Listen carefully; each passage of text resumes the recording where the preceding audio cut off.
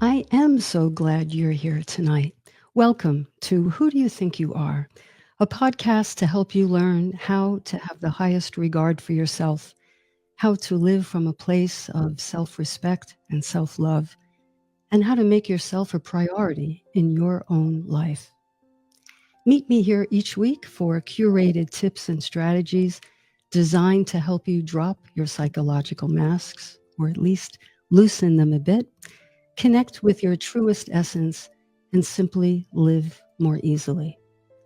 Because we know that when we approach life this way, we naturally have more generosity, more room, and more love for others. And isn't that a beautiful thing? Dear listeners, welcome to a brand new year. I want to wish you all a happy new year. You know, I always feel that the word happy on Happy New Year should almost have kind of a drop down menu. Because when I think of Happy New Year, happy, I don't know. I think there may be better words to wish for one another. See what you think. I know, I wish each of you listening a fulfilling year ahead. I wish you a meaningful year ahead. Of course, I wish you a healthy and peaceful year ahead. Peace of mind, health of body and mind and heart. And I wish you a year of connection and camaraderie and community.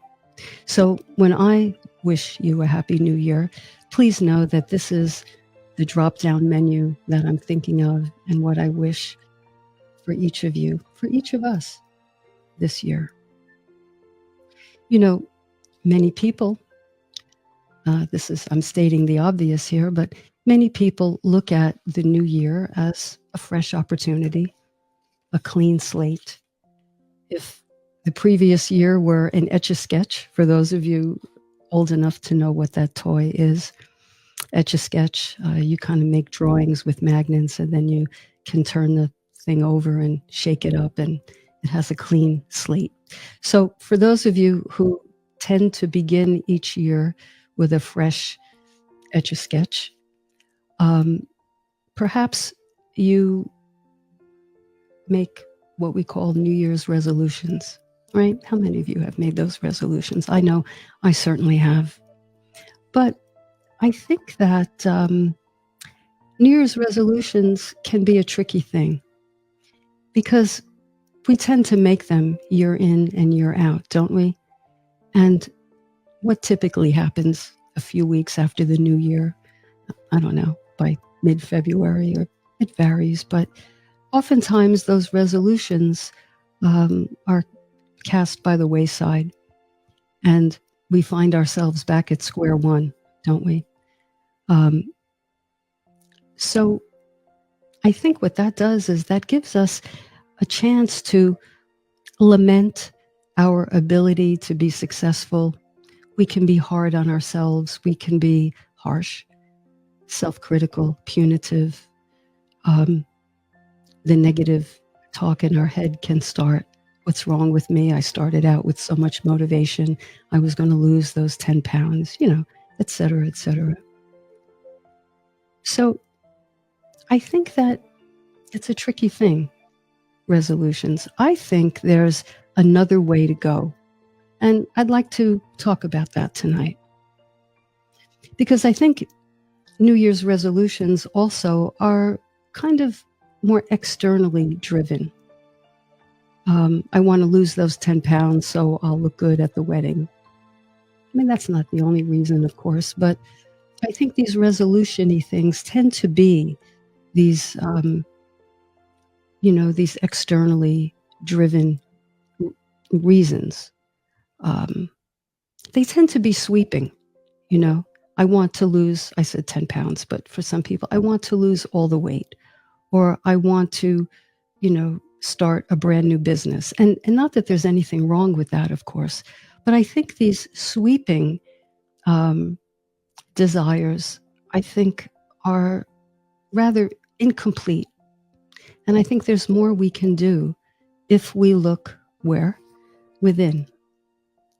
That's often, if not always, the case. To look within for answers, to look within for resources, to look within for purpose. So I think what's more purposeful and deeper, and I think has the potential for lasting results and a feeling of fulfillment, is, and I'm going to frame it this way, making promises to ourselves. Making promises. And then going about our days in January, doing what we can to keep those commitments to ourselves. You know, many of us, most of us, are very good at making promises and keeping them where other people are concerned.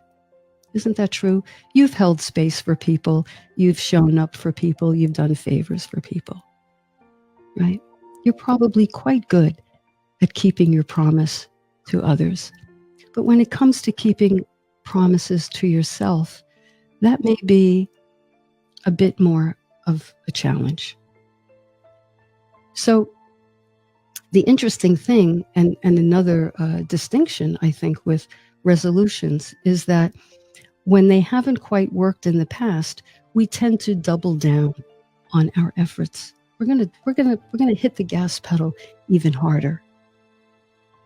We're gonna give all we have. But if the underpinnings are the same as they've always been, or driven externally, then the results are likely to be no different than before. Whereas when we make promises to ourselves, there's a lot that goes into that I think brings about a feeling of loving ourselves and tending to ourselves and truly taking care of ourselves. So I want to talk about what's entailed, or at least some of what's entailed, with making promises to ourselves and keeping them as we would keep a promise to a friend. When we keep a promise to ourselves, we're telling ourselves, first of all, that we're worth the time and the effort and the energy. We're worth keeping that commitment to ourselves, right? We tell ourselves we are capable of trusting ourselves. Because conversely, when we break promises that we've made to ourselves, over time, we give ourselves the message. Now, we don't do this with words in our head, but we have the feeling that we let ourselves down, that we're just not there for ourselves. We don't have our own backs. We cannot count on ourselves. And you know, when that energy is allowed to linger and be repeated year in and year out, what happens to our self-esteem? That's easy, right? It gets undermined.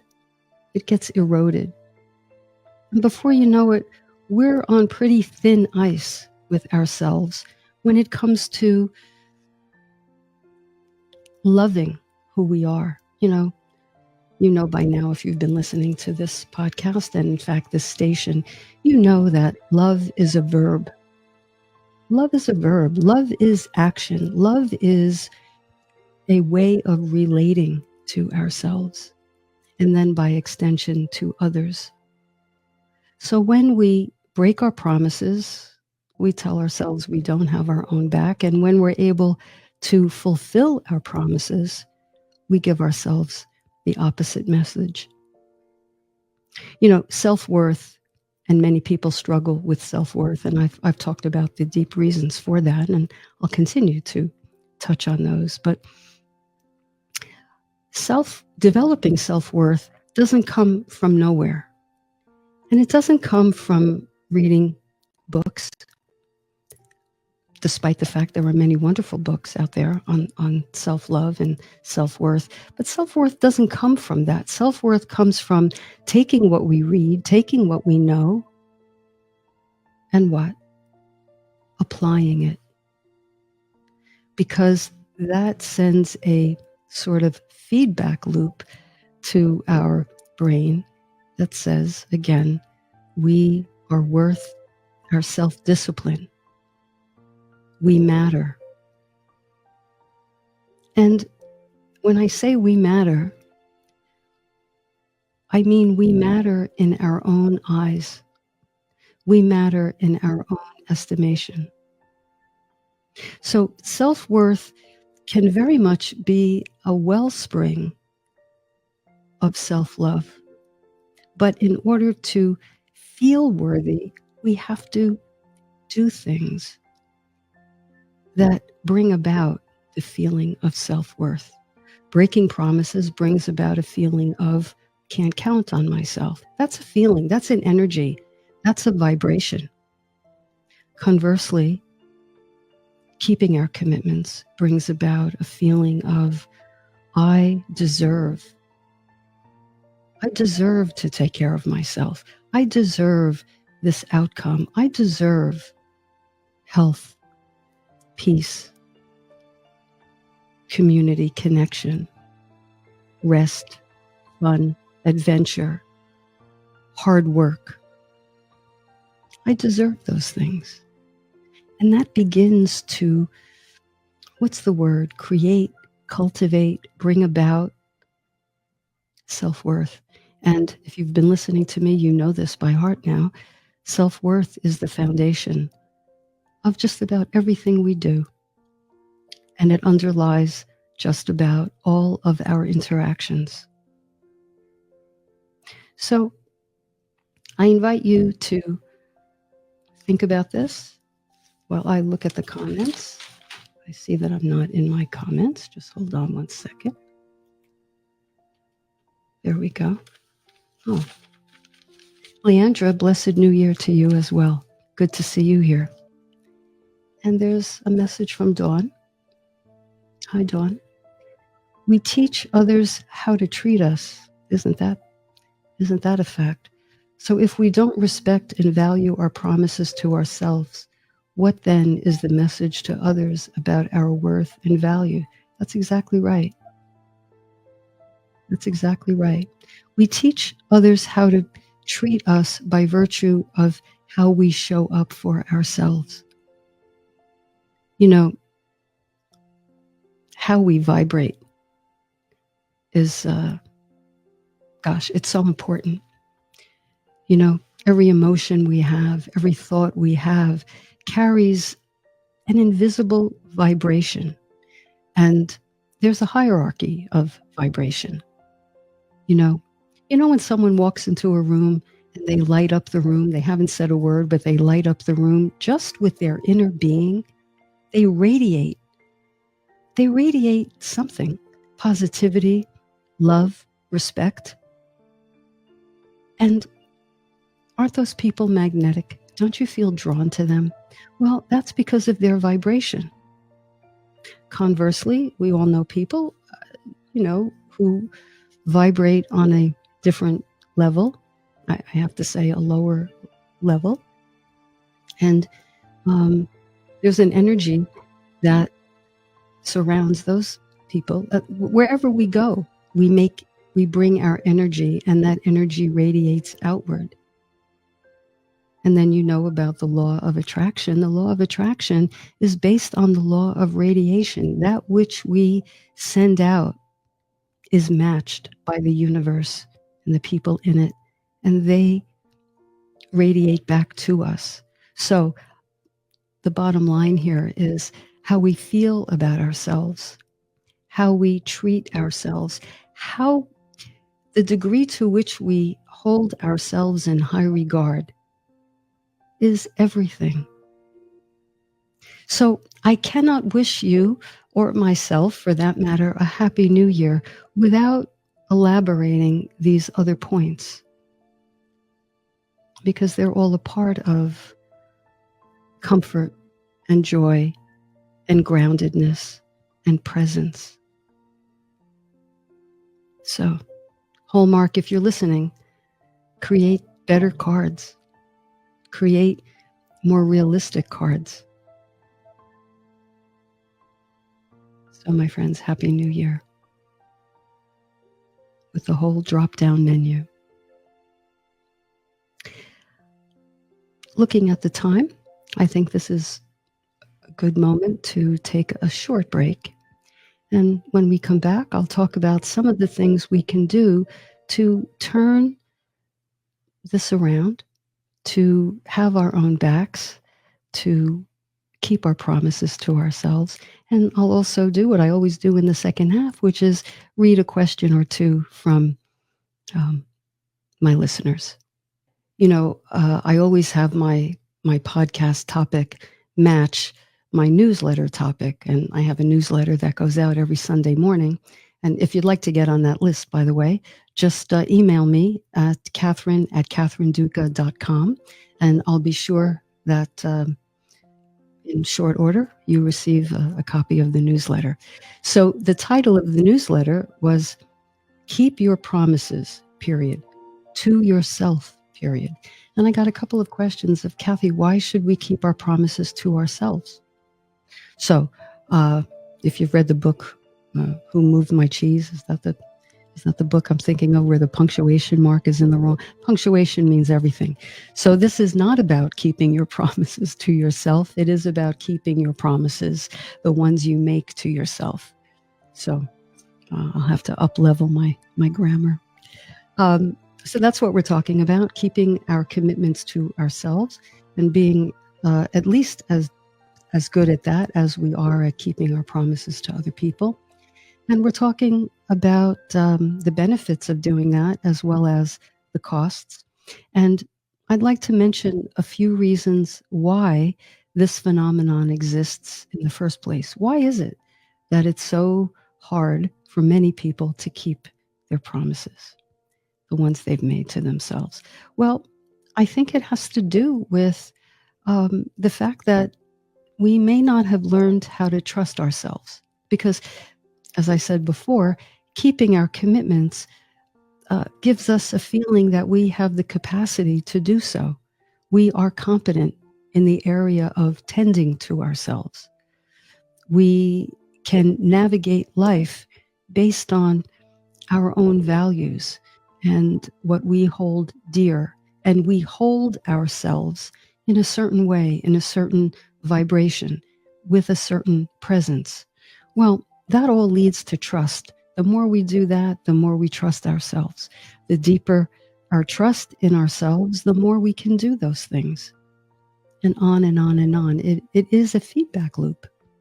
But some of us, unfortunately, I'm going to say many of us actually, never learned, because we were never taught, how to trust ourselves. Perhaps too much was done for us. So out of love, our caregivers maybe anticipated our needs and met them in a way that may have eclipsed our own ability to figure certain things out for ourselves. So out of love, we may have been coddled a little too much or indulged a little too much. So we didn't learn to trust our own problem-solving ability. On the other hand, maybe some of us didn't have anything done for us or didn't have enough of the basics done for us. So we were there as children trying to figure it out for ourselves. Maybe we're still trying to figure things out because we weren't taught, we weren't shown, perhaps we didn't have modeling for a certain pathway. You know, that two-sided coin of having too much done for us or not enough done for us will show up as perhaps this difficulty in trusting ourselves. And I'll tell you, by extension, difficulty trusting in other people. difficulty trusting perhaps in someone's love for us. Because one has to be a certain kind of secure inside to be open and receptive to love. I could do a whole show on that, and I will. But that's the basics. So that two-sided coin, keep that in mind. It could be that we were talked out of trusting ourselves. Maybe we knew what to do. Maybe we read the vibe in our family. Maybe we were aware of some things in our household that may not have been the healthiest, but we were talked out of that. We were told, don't be silly. It's your imagination. It's not really happening. You know how dad is. That's just mom being mom. And our instincts, oftentimes our correct instincts, were not validated.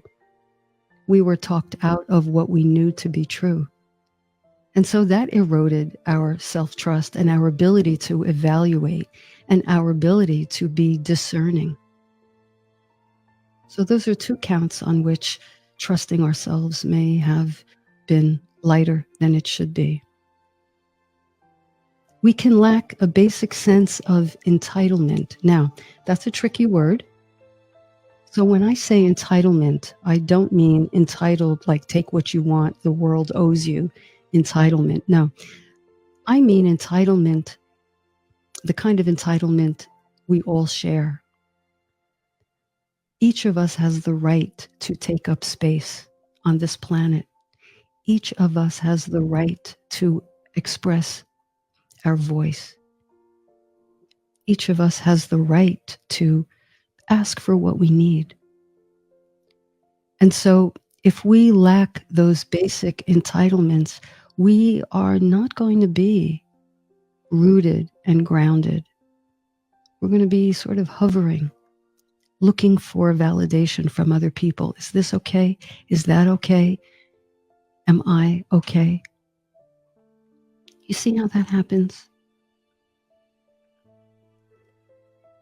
And this can give way to a general feeling, a general vibration that I'm just not good enough. I don't qualify for love. I don't qualify for someone counting on me. I don't qualify for counting on myself. I'm not enough. And you know, an interesting thing happens when we don't feel like we're enough. Nothing feels like it's enough. When we don't feel like we're enough, we can't, it's like we have a hole within us. There's a leak of some sort. There's no bottom, right? And so when there's no bottom, there's a type of emptiness that results. And what do we do about that? Well, we try to put all sorts of things in there to plug up that hole. We do it in so many ways, you know. I mean, there is there enough, gosh, are there enough carbs on the planet to fill the void that comes from my parents did too much for me, or they didn't do enough for me, or I didn't get validated, or they told me, you know, I didn't know what I was talking about when I knew exactly what I was talking about? Are there enough carbs on the planet to address that, to fill that hole? No. Can you go to the mall? I mean, can Amazon deliver enough to fill that void? I don't think so. I don't think so. Is there enough alcohol? Are there enough drugs? Can you scroll enough? Can you get enough likes or followers to fill that particular hole? Some experience it as an abyss. Cover it up, put masks, polish the facade, get stuff, have things look pretty, be made up. Oh, enough about me.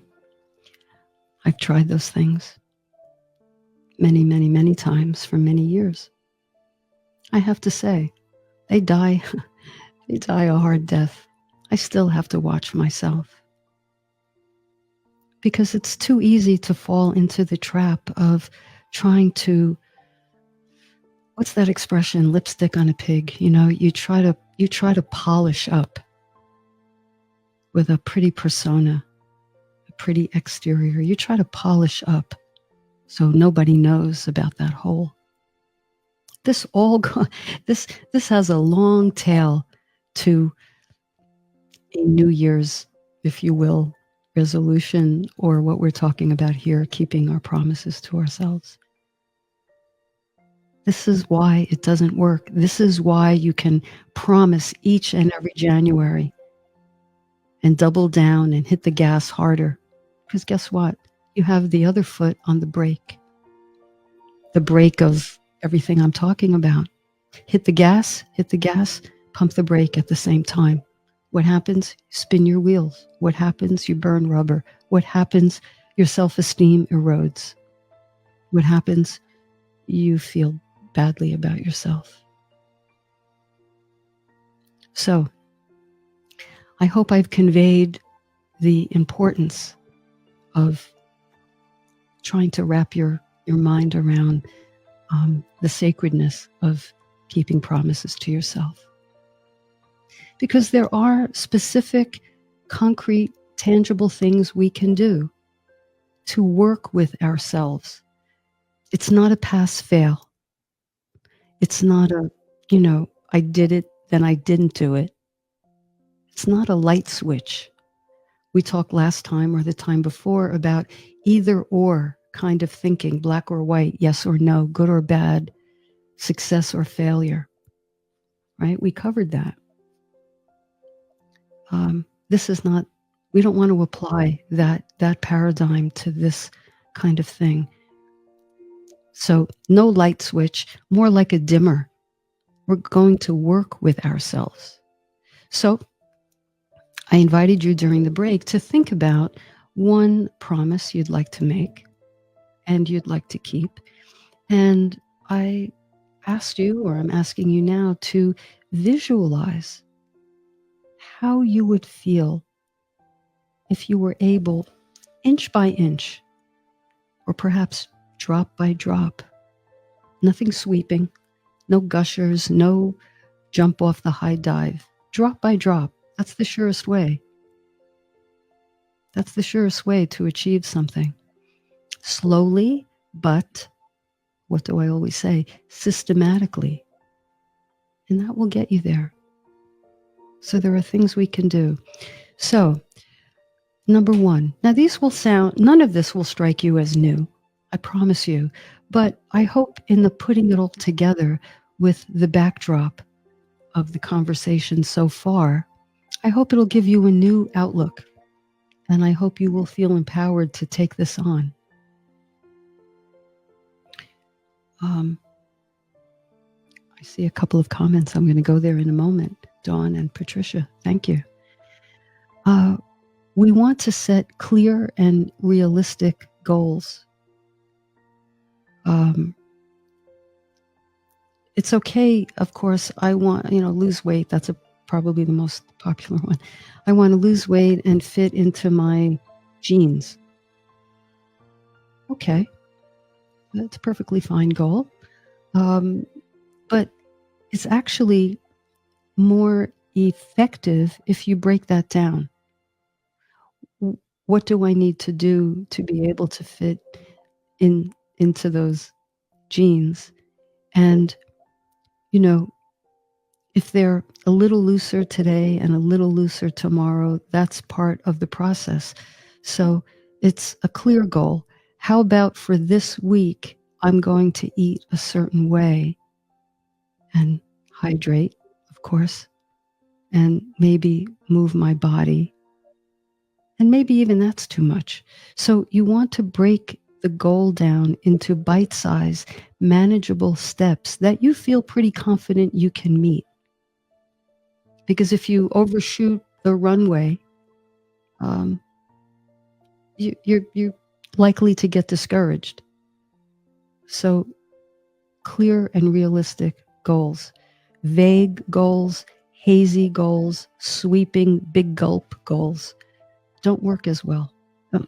Not that they don't work, they don't allow us to be in the process in the way that I've described.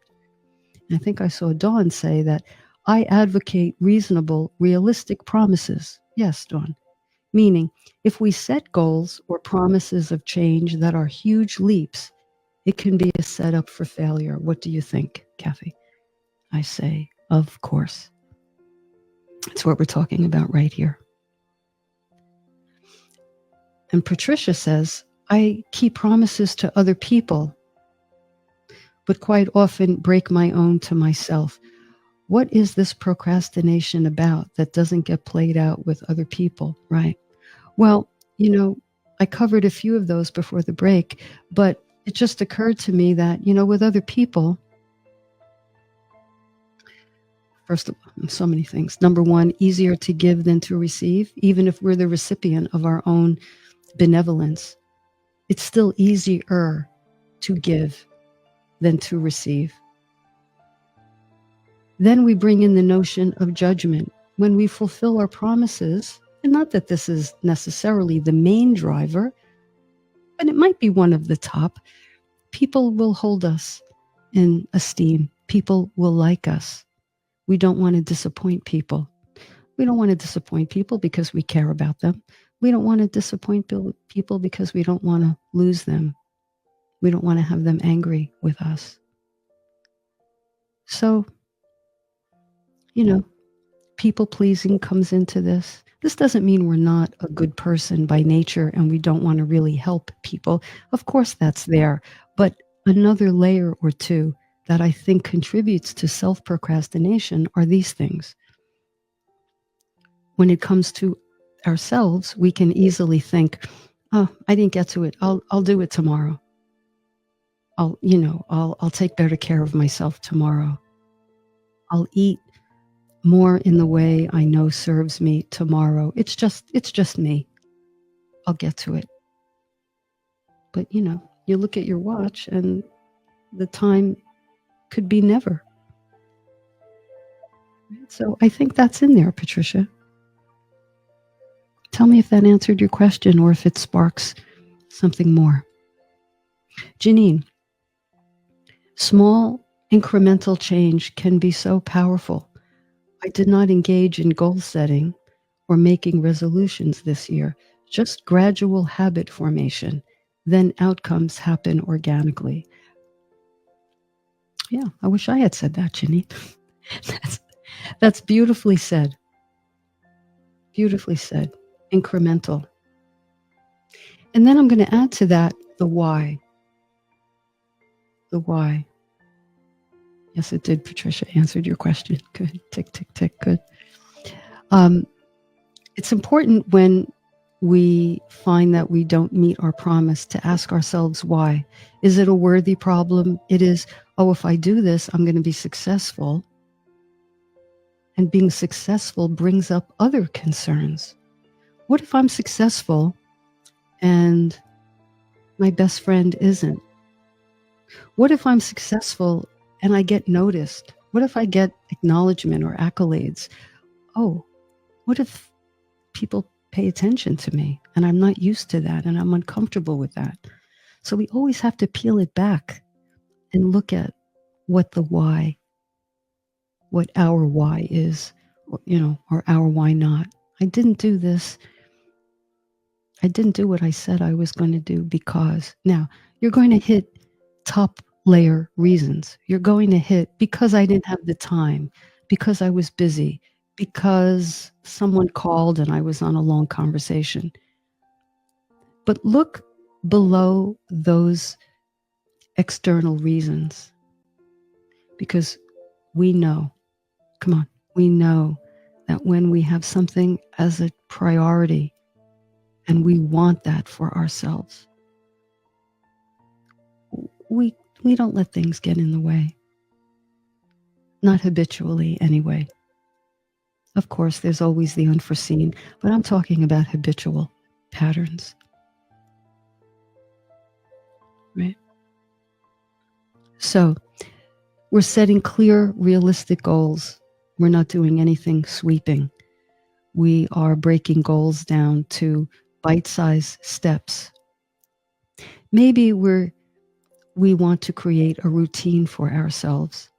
If I want to do X or Y, maybe I'm going to give time to that task and I'm going to build it into my schedule. Maybe I'm going to put it on my calendar.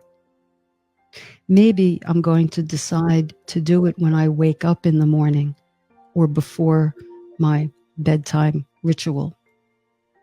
Or maybe I'm going to do it on my lunch hour. Whatever the case is, we envision giving it the priority in our schedules that we would to another person or to a business meeting or, a luncheon date with a friend. We put it, we, you know, we block it in. So simple. We know this, but doing it, practicing it is where the payoff really, really exists. And another thing I want to say, this is so important. I've begun this myself, actually, and that is accountability. Accountability. Now, we always want to cultivate accountability to ourselves, by ourselves, but there's nothing like an accountability partner. So I got myself a partner for this, a week ago, and it's to drink more water. I hate water. I'm never thirsty. I do not like to drink. I know that's freakish. I know. And to exercise. I have a pretty sedentary job. I'm at my laptop. And plus, I don't like to move. I like to drink water more than I like to move. I frankly don't quite know why. I was athletic in my earlier days and played sports. But for some reason, that's the case. So I've analyzed it as best I can. Now I think I just needed to get to work and get myself an accountability partner. And I had a conversation with this person earlier today, and we asked each other, how does each of us want to be supported? Because of course we understand we want to strike that balance between, okay, you're doing your best, and acknowledge yourself for that without letting yourself off the hook for the same, resistance we've always had. So my accountability partner and I talked about how we want to be supported. We were in agreement that we'd like to be gently, of course, we're gentle people, called out or, questioned about, okay, you said you were going to drink so much water. How did you do? And where did you notice resistance? Where did your yes, but show up? Yes, I wanted to do it, but this happened. Yeah, I was going to, but that happened. Where did that show up for you? So we gave each other permission to kind of push the envelope a little bit. That's what accountability is. It's not, okay, you did it. Okay, you did your best and that's it. You did your best. Yes. How can you keep this commitment a little more tomorrow? And if tomorrow you find that you couldn't, well, what's your why about that? So it's a continuing, deepening, ongoing process. No pass fail. Make sense out there? Okay. And still Bill writes, how about if I make tuning into you on Sundays as my goal? Well, I support that. I really support that. Thank you, Bill. I would love to know you're here, and I would love to support you in your promises. I know that you've made some, some life-changing promises to yourself, and I know that you've kept them. But if there are more, I'm here for you. So I love that goal. And Dawn, procrastination is full of underlying self-doubt and harsh judgment. It is.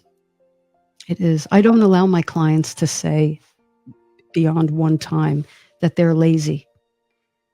I tell you, in all these years working with clients, I have yet to meet a lazy person.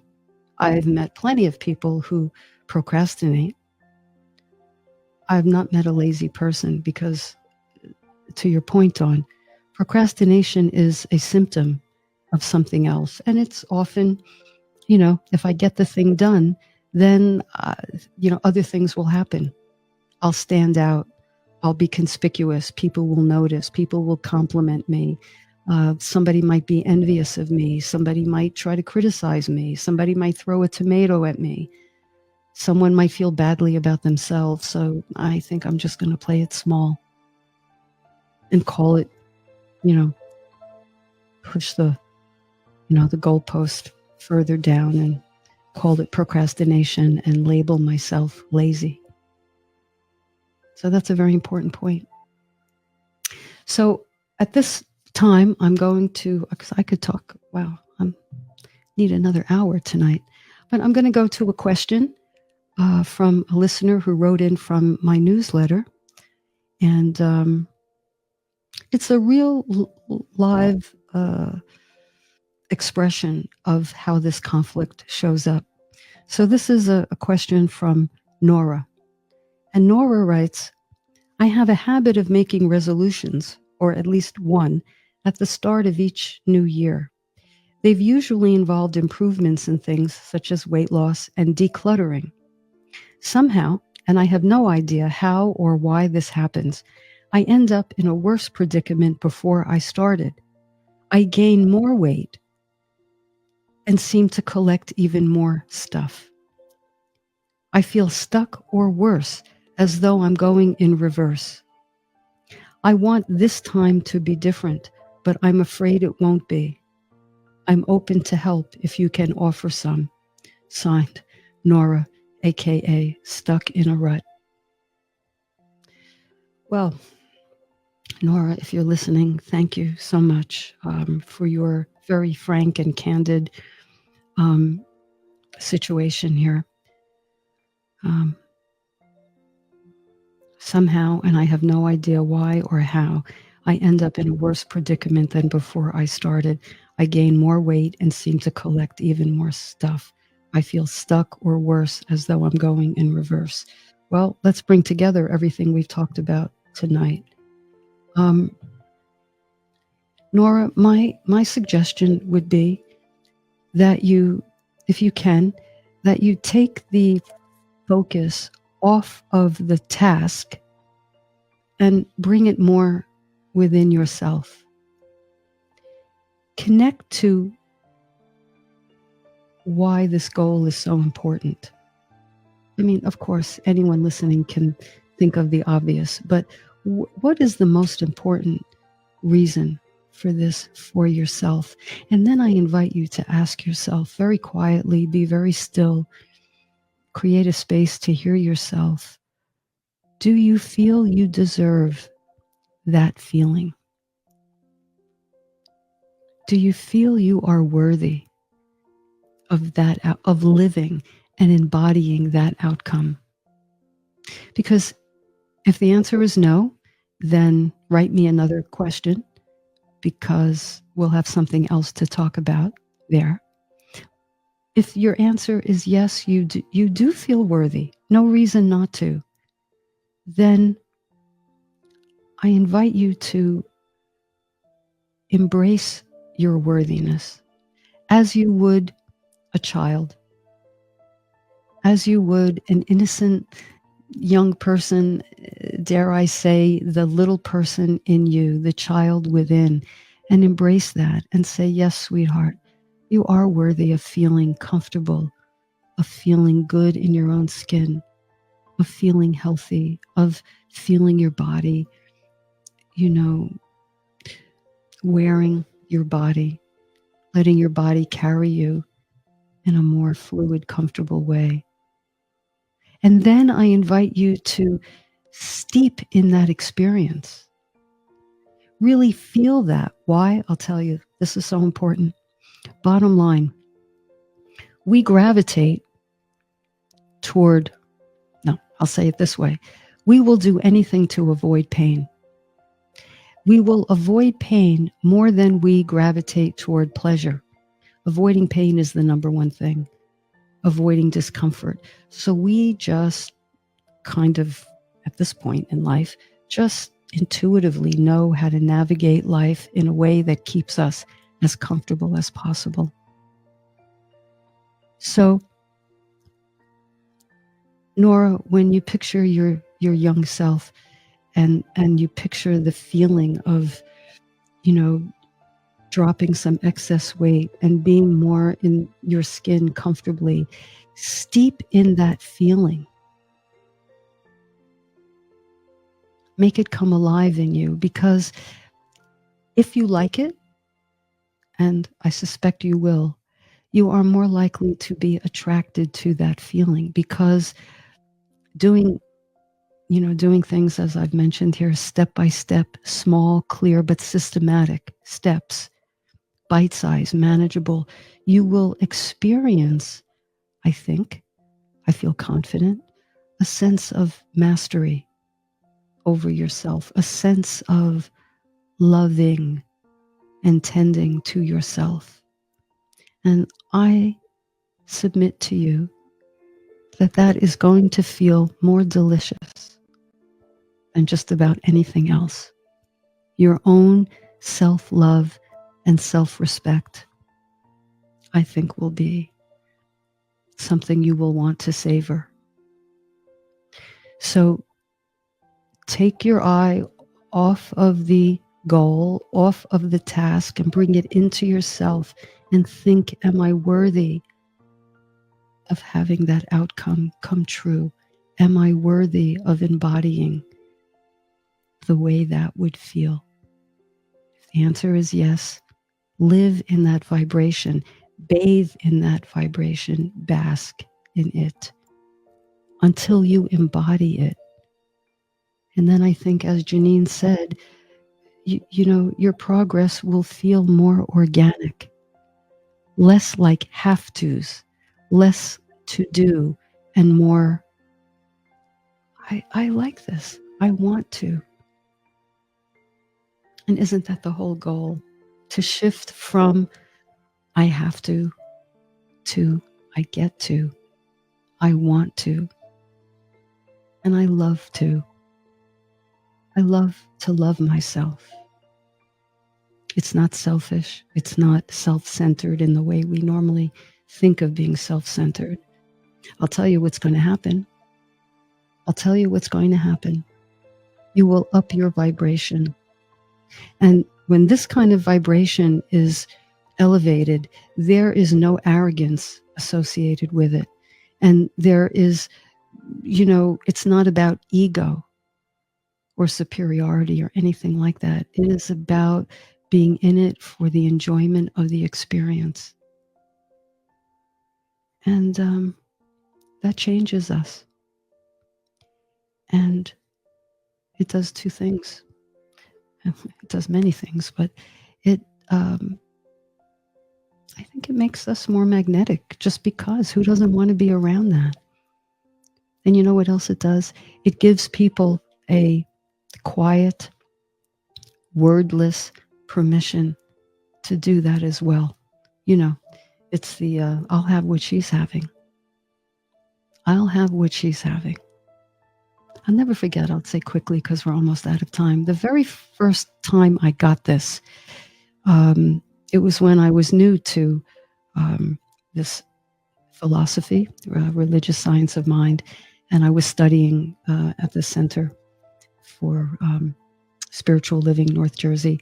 And I was on my way to a class, and I had to get gas. And I was at a gas station. I rolled down the window, and I just said, please, whatever, regular, please, credit card, something like that. And the attendant said, like, what's with you? You seem so happy. And I said, I am. Nothing happened to me, nothing spectacular. It was a regular old, Tuesday night. And he kind of said, I want what you want. I want what you have. Excuse me. I want what you have. Just from rolling down the window, because that was my energy. I loved myself. Uh, and without, consciously thinking about it, I think I loved everyone, including him. And he got it. And it was a very sweet moment. And so, dear listeners, on this January evening, I wish you a happy new year. Happy in all the ways we've talked about. I wish you a year where you resolve not to change who you are, but a year in which you resolve to be who you are. Take good care of yourself. Stay connected this week to those of us in the ethers who went through this conversation together. I thank everyone who contributed in the chat. And to anyone who may be listening in the future, I feel connected to you too. I don't know who you are or when you'll be listening, but I just feel just a commonality and just a connectivity to everybody. So let's take one another with us. Okay? Leandra, you're more than welcome. Thank you so much. Everyone, have a good week. If you're worried about anything tonight, think about this. Your troubles will be there in the morning. Your problems will be there in the morning to problem solve. For tonight, let it go. Let it go. Know that you are loved and know that you are love. So until we meet next week, hopefully, I wish you well. You have been listening to Catherine Duca here on Who Do You Think You Are on New Thought Media Network. Good night.